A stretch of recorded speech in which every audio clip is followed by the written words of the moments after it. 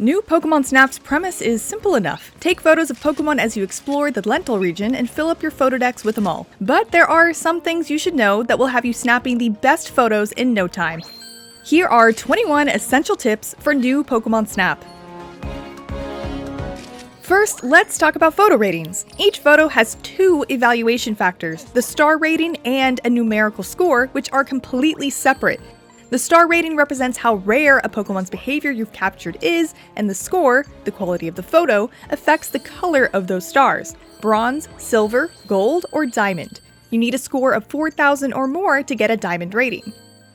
There are often multiple ways to capture a photo of each star rating, so don't stress too much about trying to perfect a particular photograph, since more often than not, you'll find better opportunities as you progress through the different course levels. Generally, most Pokemon will display a 2-star behavior if you scan it or bop it with a fluff fruit. The pose scores won't be the best they can be, but it's an easy way to add a new behavior to your Photodex. Useful for more than just feeding and startling Pokemon, try using fluff fruit to lure certain Pokemon to new spots to trigger all new reactions and behaviors. Out of all the criteria on the photo scoring rubric, size is the most important.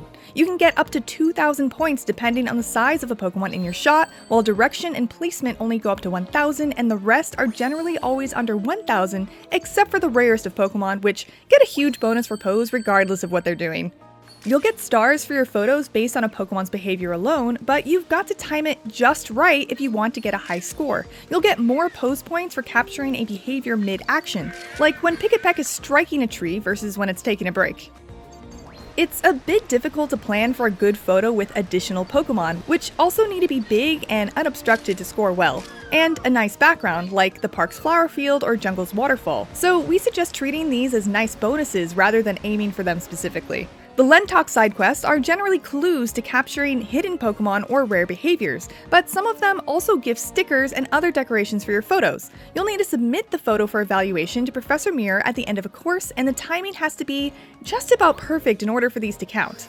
Hold A to speed through all the ratings after you submit your photos. You might miss some interesting comments from Professor Mirror though. You'll get the most expedition points from photos of new Pokemon and or recording new behaviors on that particular course. If you're choosing between different star-rated photos that will be duplicates, choose the photo with the most improvement compared to the past one. You get points for the difference. However, keep in mind that maxing out a course's research level beyond level 3 doesn't add anything specifically to the new course, but you will get a research title for doing so. You can choose the research level you play through on a course after you reach new levels. Do this by pressing X while hovering over a course option. Sometimes it's worth replaying a course at a lower level when certain Pokemon actions are featured more prominently. This is good to try if you're seeing your XP gain slow down exponentially. Remember to use the Resnap feature to adjust things like focus and positioning right after submitting your photos. You won't be able to do this later, but you can still add stickers, frames, and other fun filters to them later. If you run out of photo film during a course, it will end. Unless it's your first time, then you'll have to finish the course without taking any more photos. You've run out of memory. Let's call that enough research for now. Be sure to change the camera speed and pointer speed in the settings to make turning faster. You can also change the settings so you can take photos with the right bumper instead of A. Why not ZR like every FPS ever? Who knows? Using both sticks to control the photo frame and the pointer can get wonky and cumbersome fast. Try using just one or the other instead. If a Pokemon is flying or running in a certain direction, watch its path. It'll often stop somewhere or appear close enough for you to get a good shot of it. Use the control pad to quickly turn around, up or down for an immediate 180, and left or right for quicker than normal turns. Scan often when first exploring each course, as you will be surprised with how often you'll find Pokemon hiding in areas you may not have initially thought to look.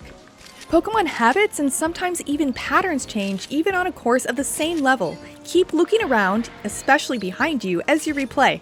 Some Pokemon may even follow you, providing a perfect photo op, and some special Pokemon interactions only happen after the Neo 1 is leaving an area in the higher levels. Watch behind you and be ready to snap a photo.